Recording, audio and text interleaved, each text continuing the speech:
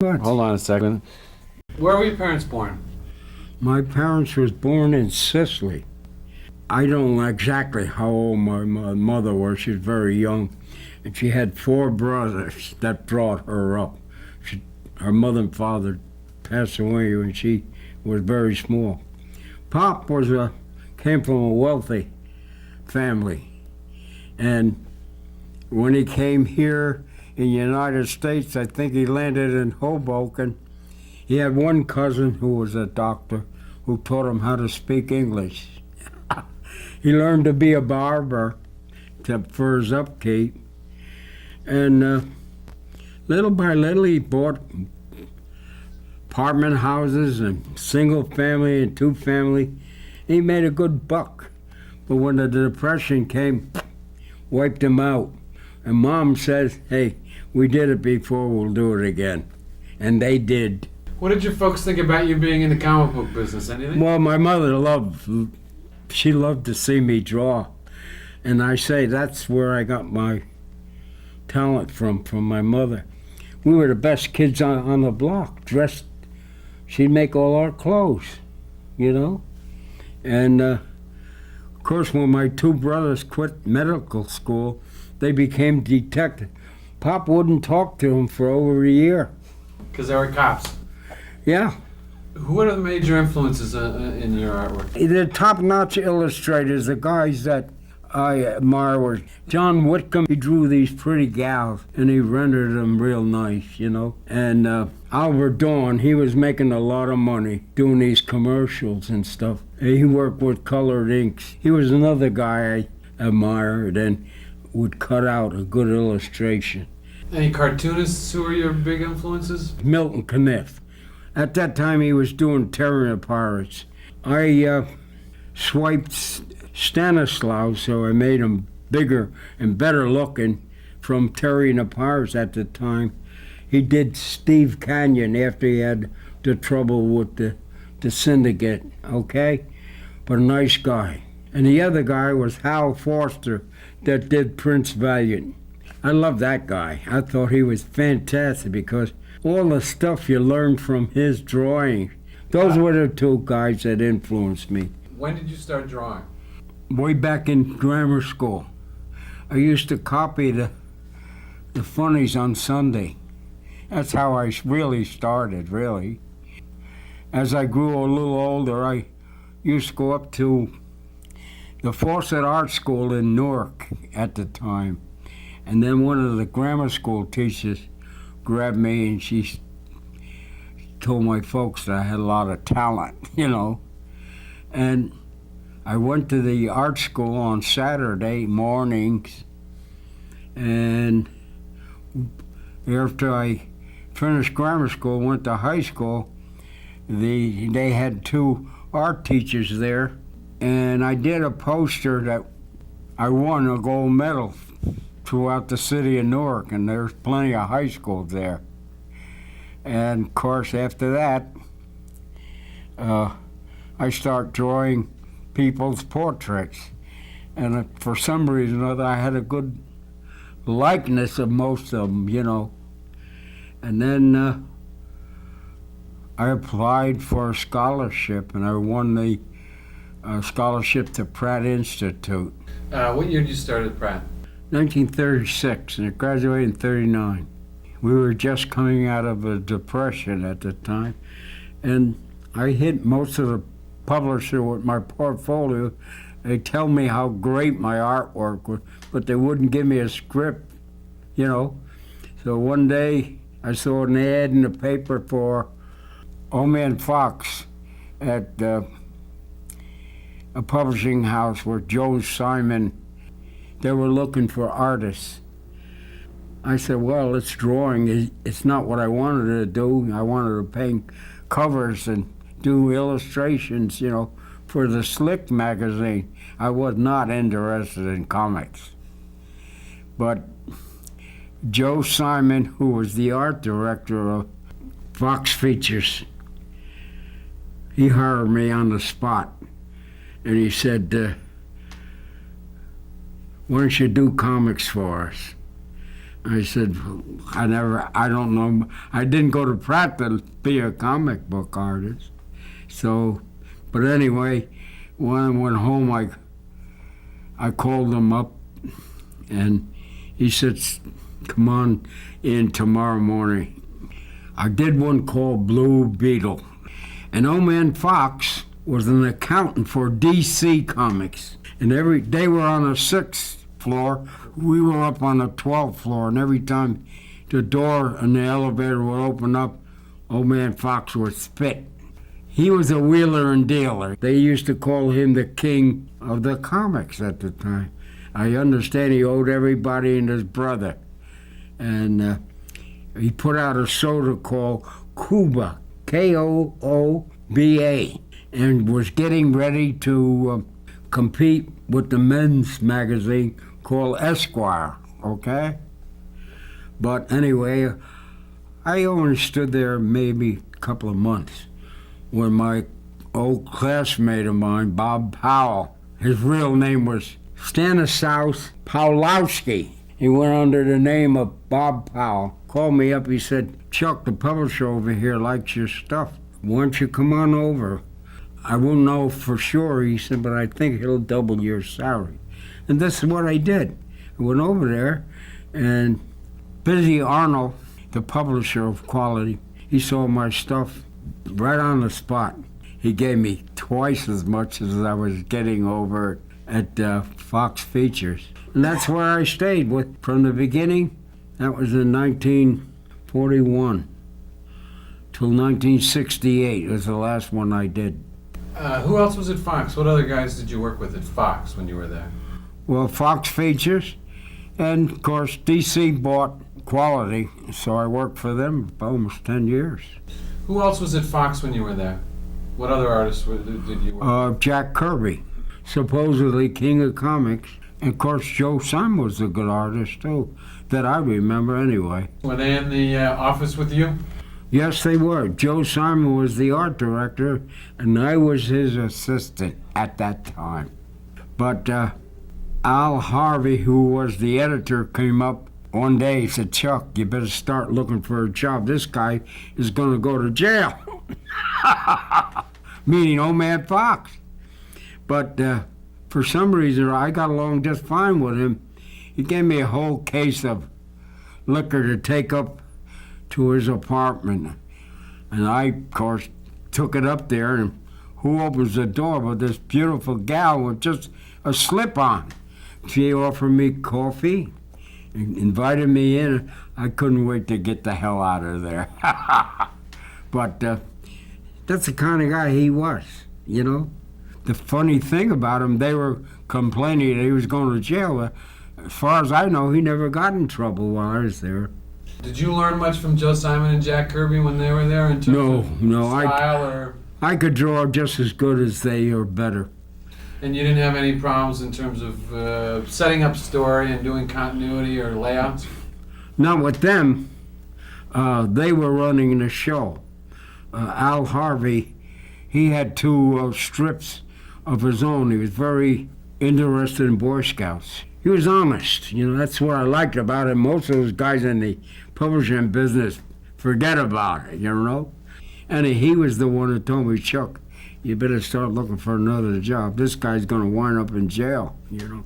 When you went to work for Busy Arnold, yeah. What kind of guy was he like? Well, for some reason or other, he took a liking to me. And he paid me more than most of the guys on staff there, with one proviso: I couldn't work for other publishers. And every year he gave me pretty good bonus, almost of what I was making for the whole year. So I stayed with him. Plus the fact that when I created Blackhawk, it took off. It outsold Batman, believe it or not. I'm not kidding you. And the fact of the matter, right up until 1942, when I had to go into the service, they were busy as hell. So I spent 4 years in the Air Force and come out as a captain, okay? I didn't fly, okay? But when I came back, naturally I had our oldest daughter was born, you know, and I was trying to make a living out of art. And the comic books was our salvation at the time, believe it or not. So I came in every day. He said, Chuck, from now on you're the art director. But it was meaningless because whatever he wanted to do, he did. And of course, his son, I broke his son in. He was sort of slack in the beginning. I made a real man out of him, though. I really did. He hired an editor, Al Bennett, but he was the real editor. Whatever he wanted, he did, you know. And I'm saying to him, what the hell good is me being an art director, you know? And he started to drink quite a bit. And one of the fellows that worked for him was a guy by the name of Jack Cole. He did Plastic Man, okay?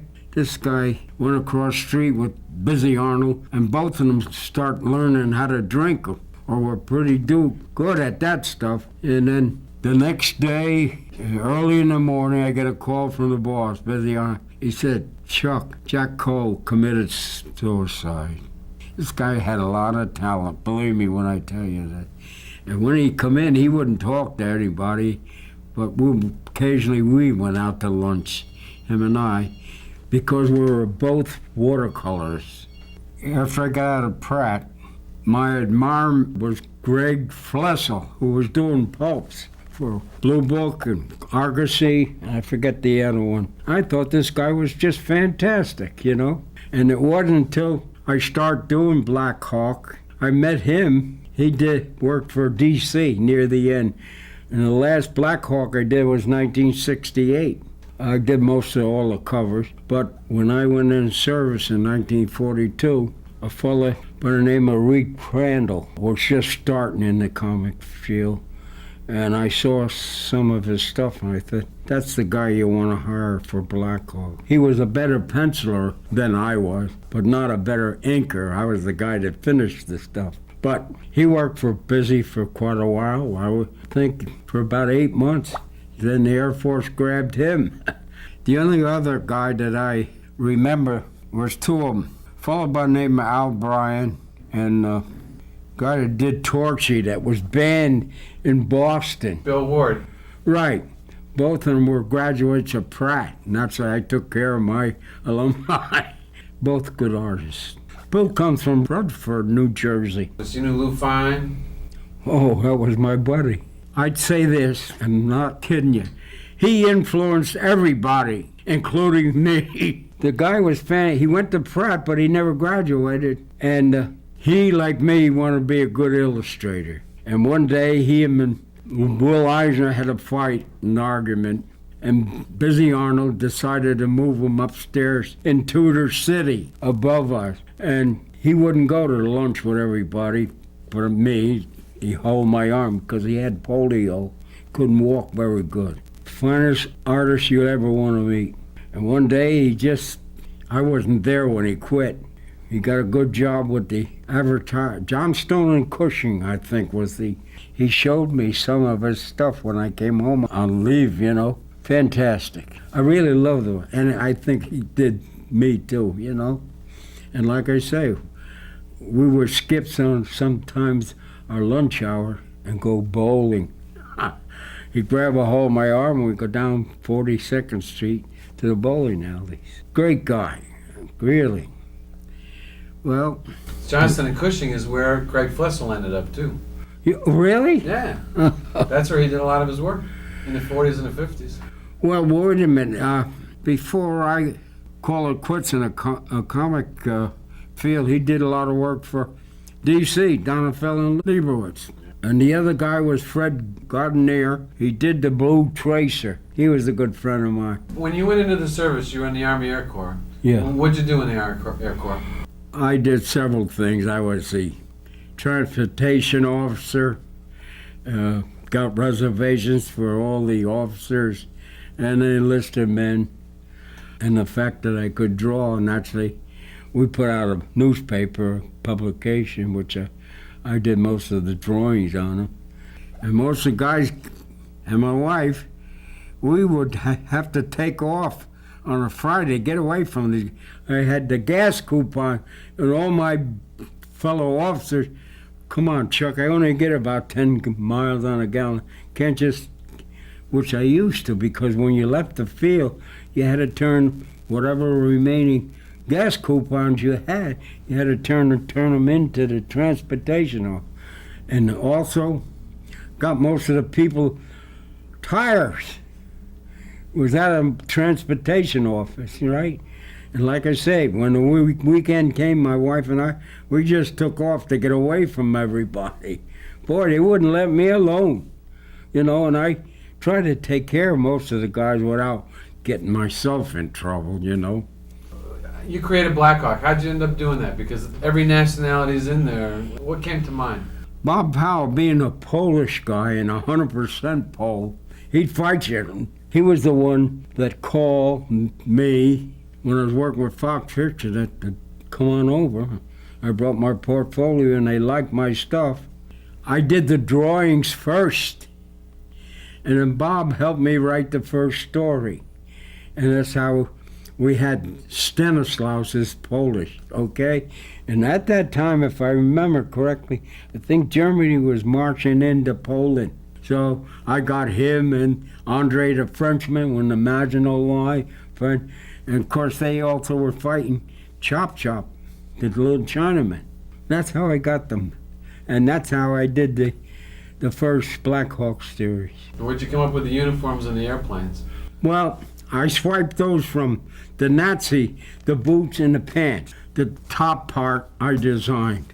And I made them all black, which is hard to, when you got 7 guys in a panel, to distinguish, because everything was black, except Blackhawk had the eagle in the front here.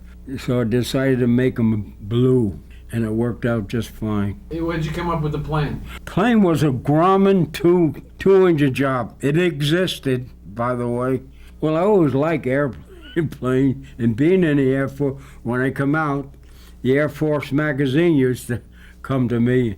I used a lot of that stuff that was in the magazine for Blackhawk. I was going to say, I noticed that the planes changed over the years. You got up to a F-104, didn't you? Yeah, but after the Grumman two-motor job, later on I used F-15s. Then I think DC was changed it. I forget. F-99 or something like that, I recall. Blackhawk magazine, boy, it just took off, And as I said, it outsold Batman. And after a while, in 1956 or 57, the boss said to me, Chuck, I'm thinking about selling my publications to DC, And he did. I don't know how much it was, but he said, but I made an arrangement if I sold it that you go along with it, which I did. As I said, in 1968, I did the last story because my oldest daughter was getting married the next day. What happened to Busy Arnold after he sold the business to DC? He died. Yeah, really? Yeah, but his son wasn't worth a tinker's dam as far as running the publication. That was one of the things. And he had a summer place in Naples, Florida, which he used to fly down, His wife was very nice. He had a boy and a girl. You started to talk about the fact that you went out to lunch with Jack Cole one day. Oh, as I said before, Jack Cole had a lot of talent.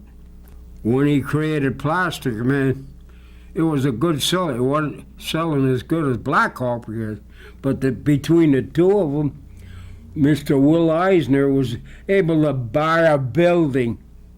He was the guy that really started all this. That's why you got the thing going. And last night, I got an award with a few other people, But he was pretty clever. He didn't pay worth a damn when it came to money.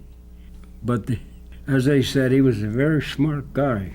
I hear Will Eisner paid the least out of all the shops. You better believe it.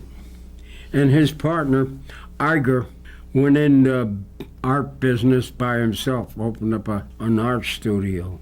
But that's when he split, when he came and worked for Quality.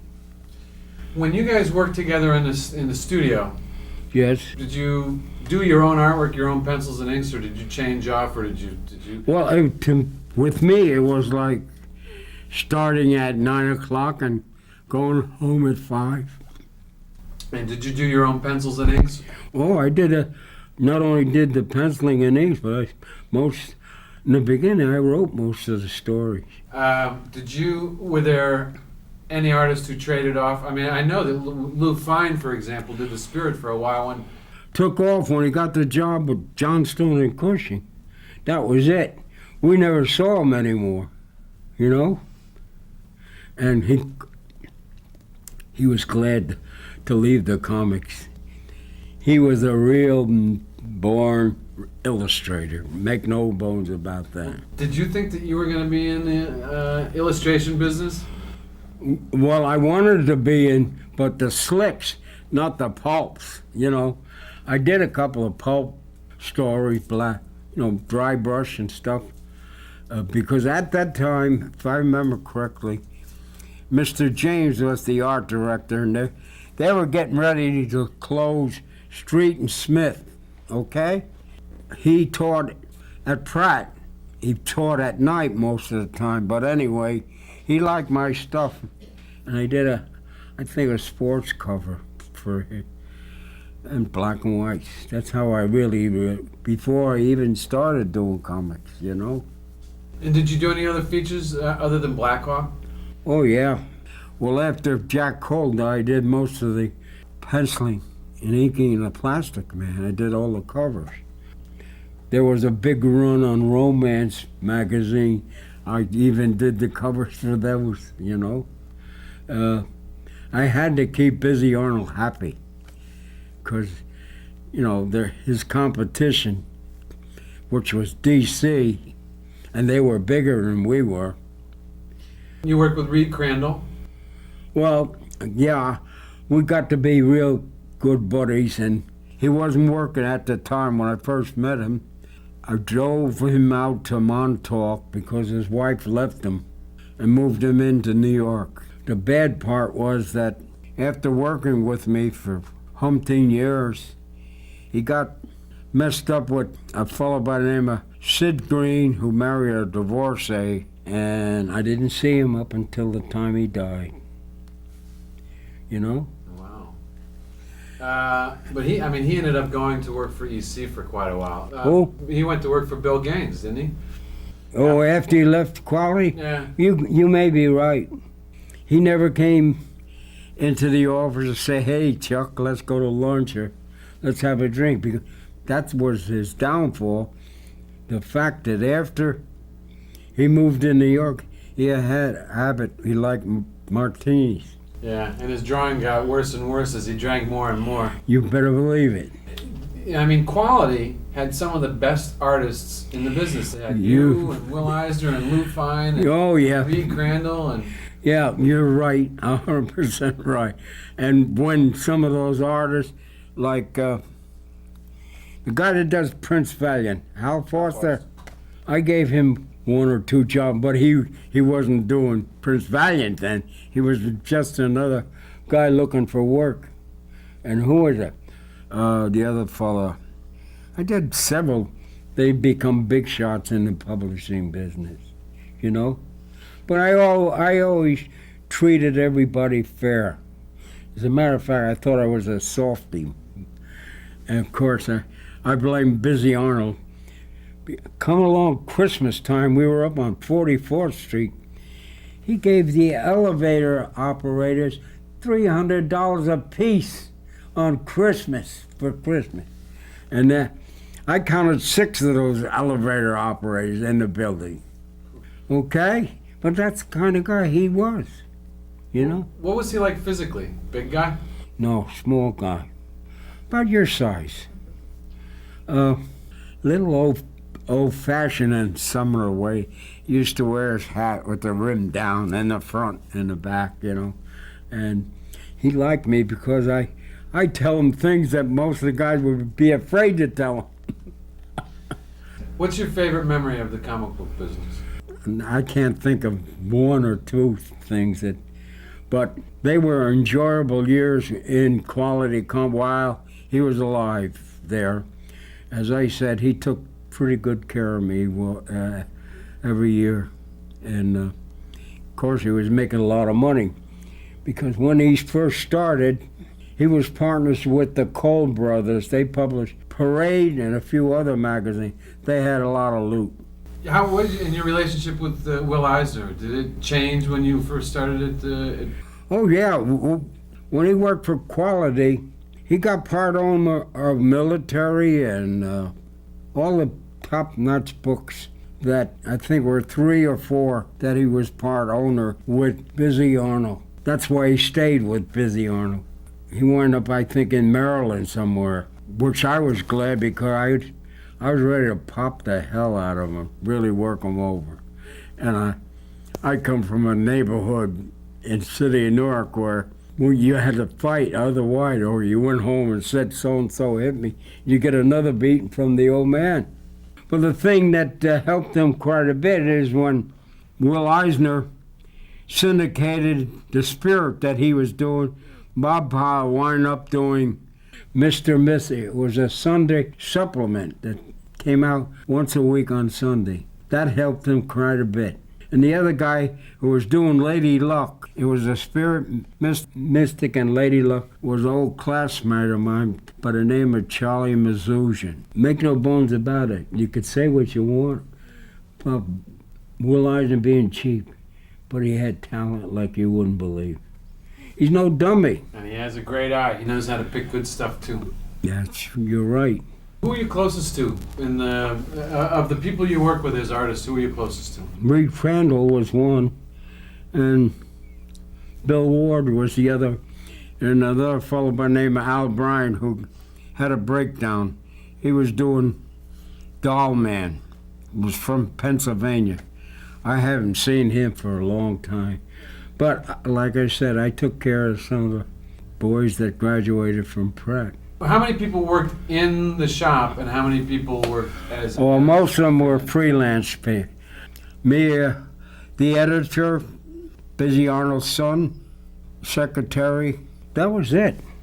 Who are the writers? Do you know the writers that worked with you guys? Yeah, Bill Finger, who, believe it or not, was the guy responsible for Batman. He had a lot of trouble at D.C., and he came over to Quality, and he was looking for work, naturally, and I hired him. And I had an argument with Busy about him, because the IRS were on him. They wanted me to dock him, keep the money, which I wouldn't do. And it was shortly after that he passed away. But he was a good writer. I hear one of the best. Him and Woolfolk were 2 of the best writers we had. Did you sit down with the writer and the artist? In the beginning, what I did was I would draw the picture and we would compose the story as I went along. That's how I did it. And sometimes I couldn't draw worth a damn, but I was good at faces, most of those characters that I created. Well, you got any really great, interesting stories about the guys that you work with to close it out? Yeah. I sometimes got involved, not that I wanted, where this guy was getting a divorce, or his wife would come in, or girlfriend there, wanting his check. We would give, stuff like that. And one of the things when we went downstairs, we were on Madison Avenue, they had a little luncheonette. You had to stand and eat the sandwich, right? When they found out we were doing comedy, but every time we went down, they'd say, Chuck, how about some comic books for my kid, And I'd feed them all, They wouldn't give me the sandwich for nothing, though. Stuff like that. But I loved every minute of it, to be honest with you. And in those days, I went in every day. when DC took over, there were two editors, but I want to pop them. One is Murray Boltinoff. He's got a brother that's a pretty good cartoonist. Henry. Murray would always give me a bad time. You little son of a bitch. I'll break your fucking head.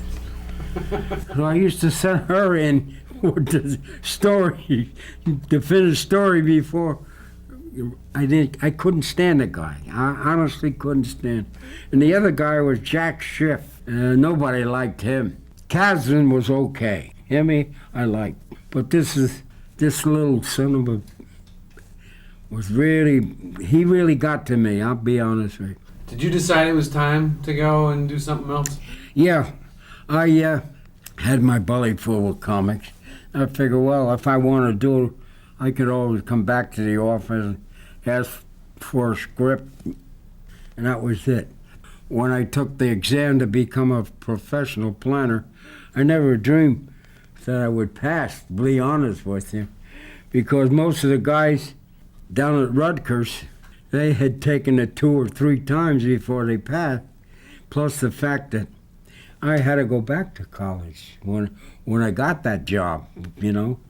The state of New Jersey requires a professional planner to have a license, and it's a 5.5-hour exam, okay?